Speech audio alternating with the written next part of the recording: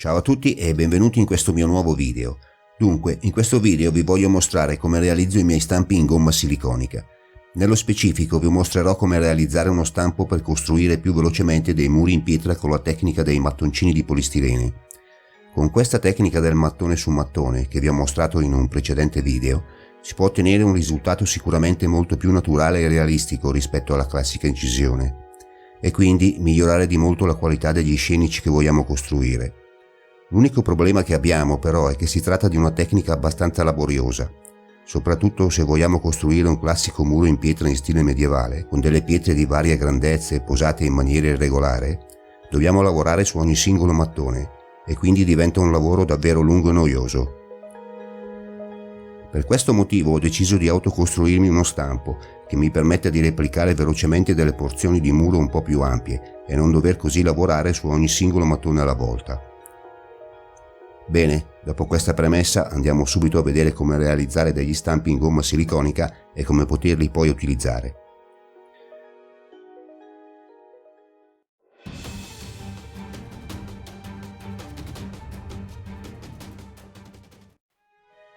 Come base per lo stampo utilizzerò un pezzo di polistirene, su cui vado ad incollare un foglio di carta millimetrata, che mi farà da riferimento per ottenere una posa più regolare e con i vari corsi il più possibile paralleli al suolo.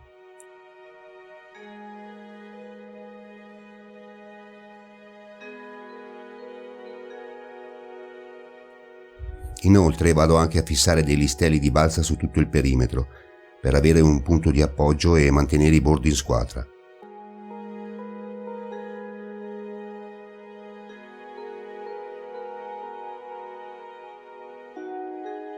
A questo punto vado a preparare i mattoncini di polistirene.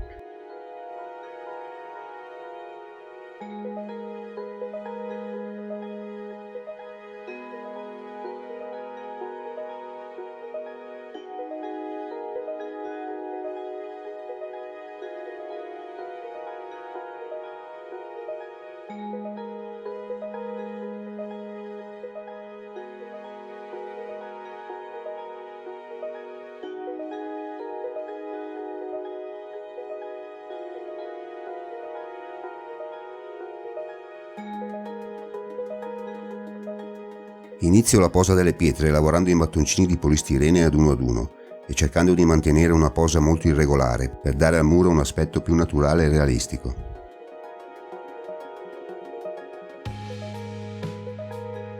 Come vedete sto utilizzando una colla stick. Questo perché la gomma che utilizzerò per creare lo stampo non va molto d'accordo con alcune sostanze presenti soprattutto nella colla vinilica, che potrebbero compromettere il processo di catalizzazione. Quindi utilizzo questa colla stick perché non contiene particolari sostanze che possono appunto creare problemi alla catalizzazione della gomma.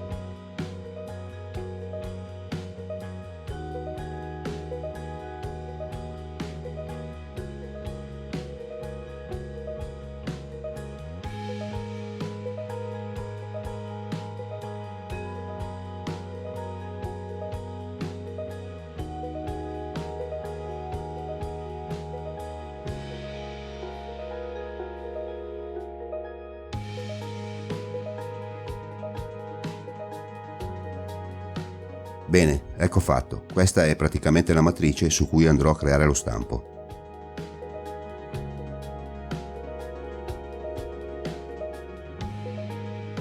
A questo punto vado a creare le sponde per formare il cassero in cui collare la gomma. Per farlo ho utilizzato ancora un pezzo di polistirene. Ho praticato un foro rettangolare al centro e poi l'ho incollato sulla base sempre con la colla stick.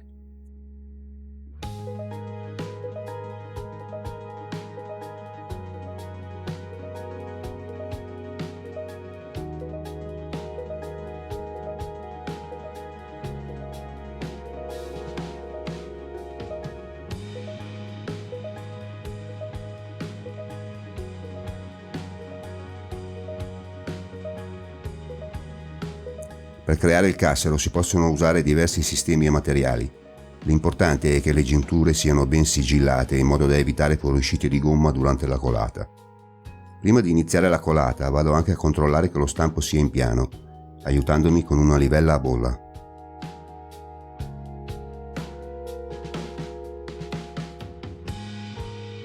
Utilizzerò una gomma siliconica poliadiazione composta da un componente A e un componente B, che vanno miscelati in parti uguali di peso per ottenere il composto da colare nello stampo.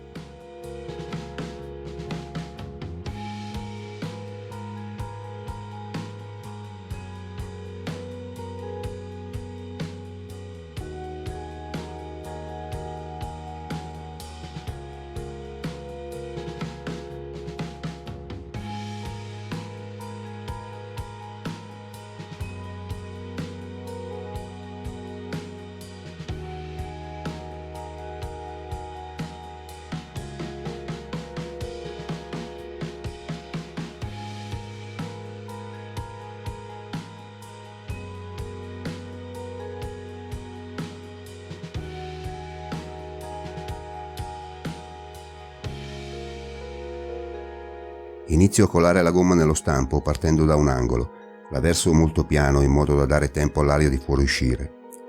Volendo ci si può anche aiutare con un pennellino per far penetrare bene la gomma in tutte le fessure, anche se in questo caso lo stampo non presenta dei particolari sottosquadra e quindi non dovrebbero esserci problemi.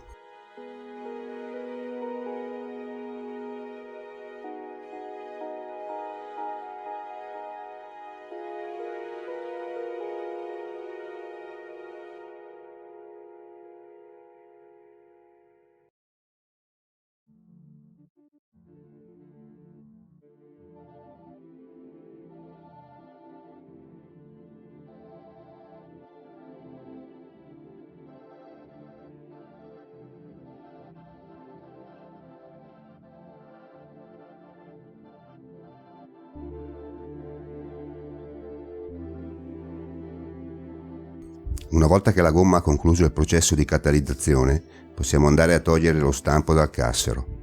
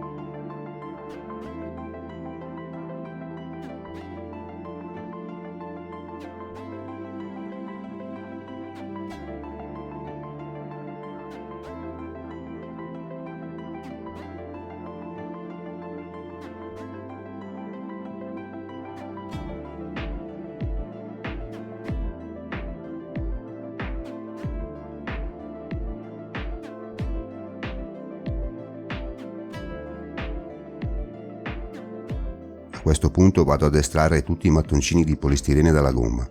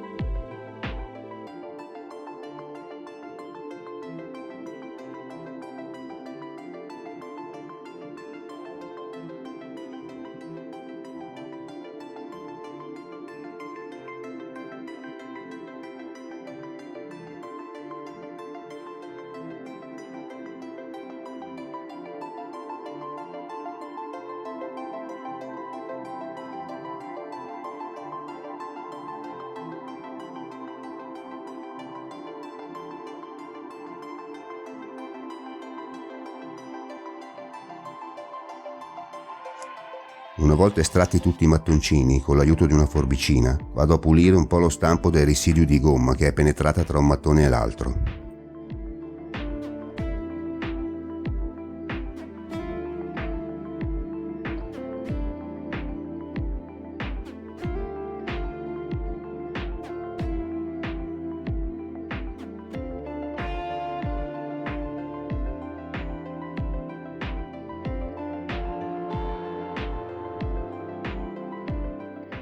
Bene, a questo punto lo stampo è pronto per fare la prima colata.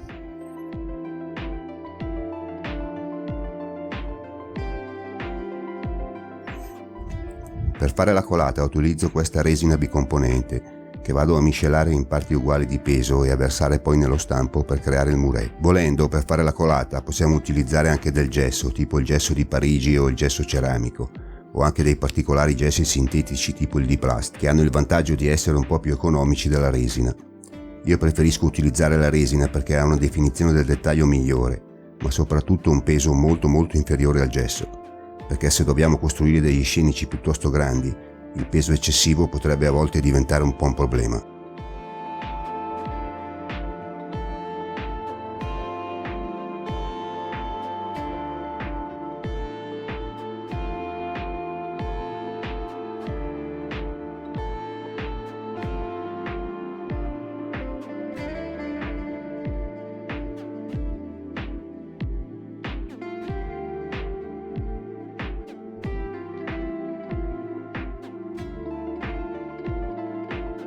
Una volta che la resina si è indurita, vado ad estrarre il muretto dallo stampo.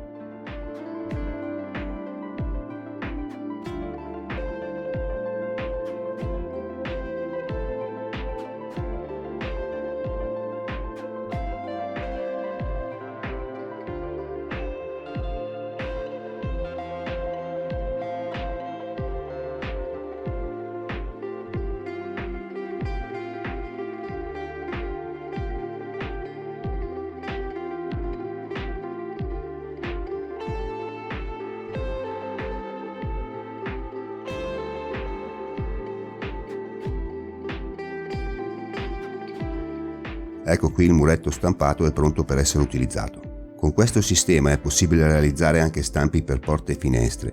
Questi sono degli stampi che ho realizzato qualche tempo fa per duplicare velocemente delle porte e delle finestre.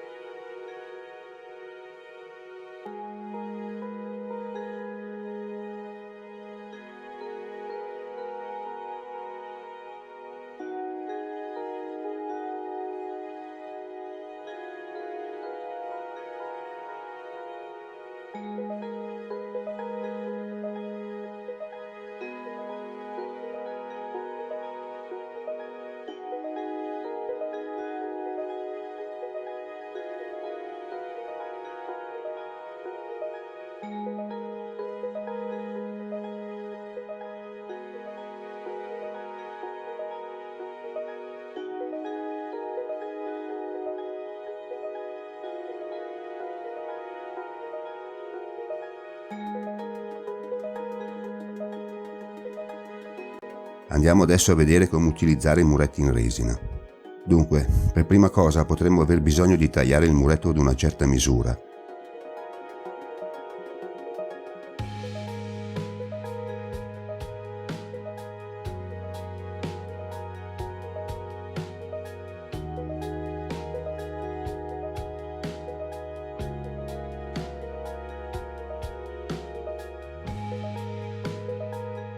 Per tagliare la resina utilizzo il traforo elettrico. Volendo, la resina può essere tagliata anche con un seghetto manuale, tipo una sega a dorso per fare i tagli dritti e un traforo manuale per gli altri tipi di taglio. Comunque la cosa migliore è avere la possibilità di utilizzare un traforo elettrico, con il quale diventa tutto molto più agevole, veloce e anche meno faticoso.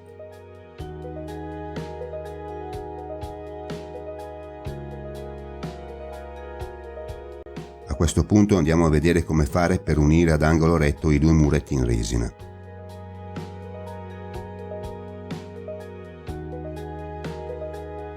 Per unire i due muretti utilizzerò una sorta di incastro a dente e canale. Per prima cosa mi sono costruito due dime con un incastro pari all'altezza di un mattone intero ed una larghezza pari a mezzo mattone. Le due dime sono una a destra e una a sinistra, in modo che si incastrino perfettamente insieme. Con l'utilizzo delle dime vado a tracciare le linee per effettuare poi i tagli col traforo elettrico.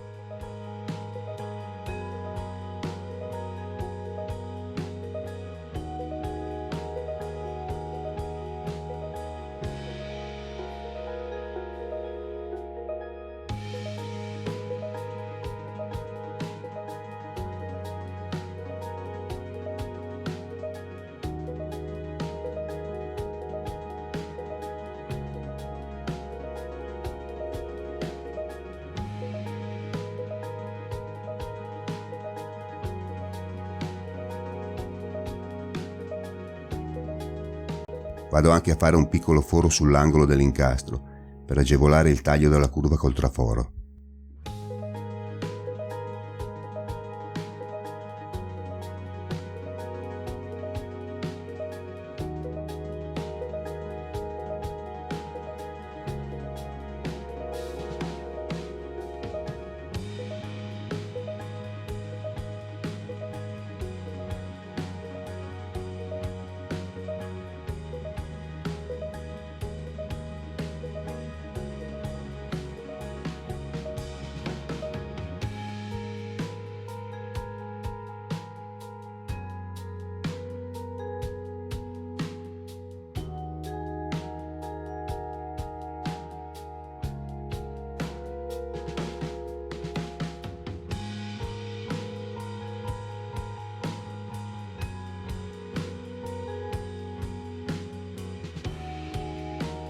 Prima di unire i muretti ad angolo vado a praticare i fori per porte e finestre.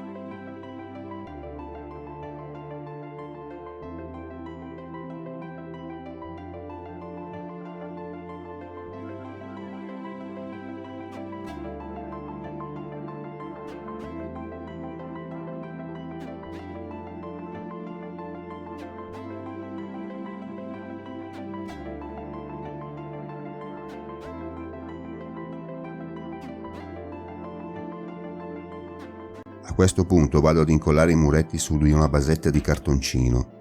Come appoggio provvisorio utilizzo dei mattoncini Lego che mi aiuteranno a mantenere l'angolo del muro in squadra e perpendicolare al suolo.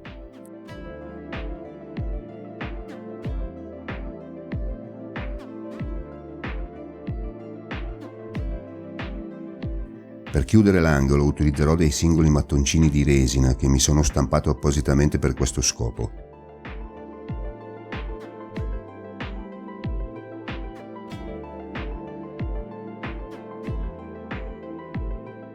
Come vedete ho posizionato i muretti con gli incastri distanziati dalla misura di un mattone intero, in modo da lasciare lo spazio per l'inserimento di un singolo mattoncino per ogni incastro, andando così a chiudere l'angolo con dei singoli mattoni più grandi.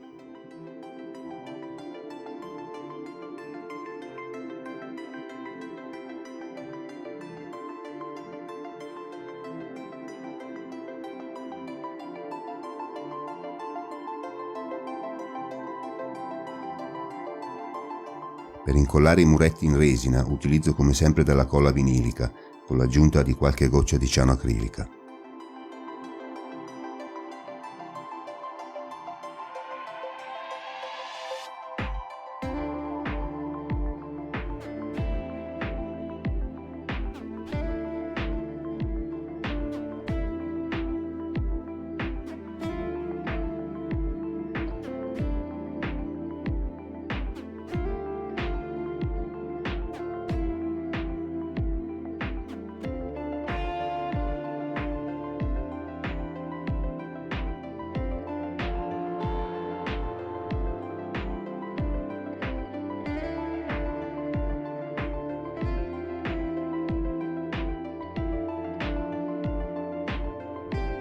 Una volta che la colla ha fatto un po' presa, vado a togliere il supporto dei Lego.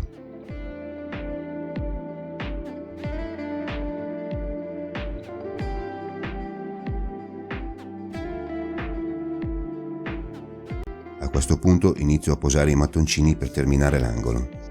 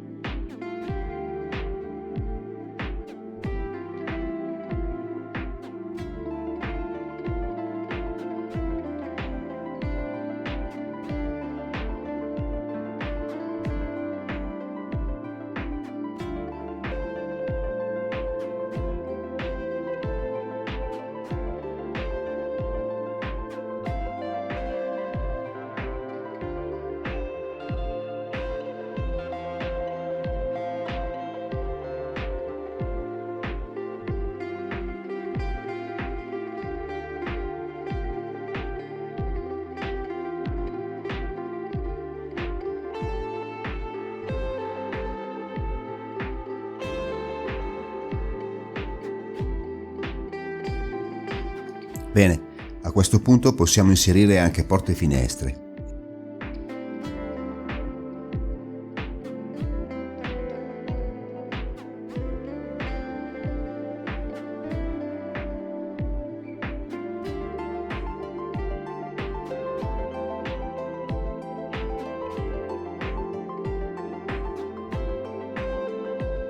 Ecco fatto, il nostro muretto è così terminato.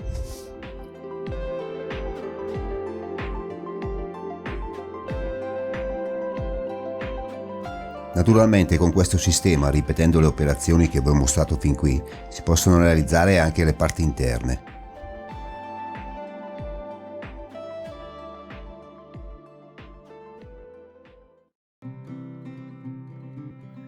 Con questo sistema dei muretti stampati ho costruito tutta la parte in pietra di questo modello di mulino ad acqua che ho realizzato qualche tempo fa.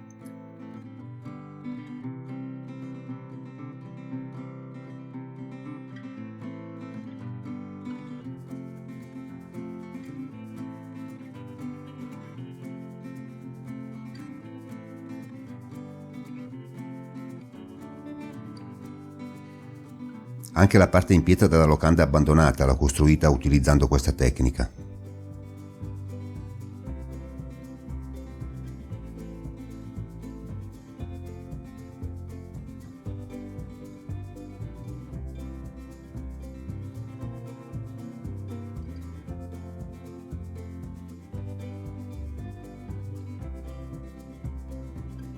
Bene, anche questo tutorial si conclude qui. Spero che il video vi sia piaciuto e che vi possa essere utile per imparare qualche tecnica nuova. Con questo è tutto, a questo punto io come sempre vi saluto e vi do appuntamento al prossimo video. Ciao!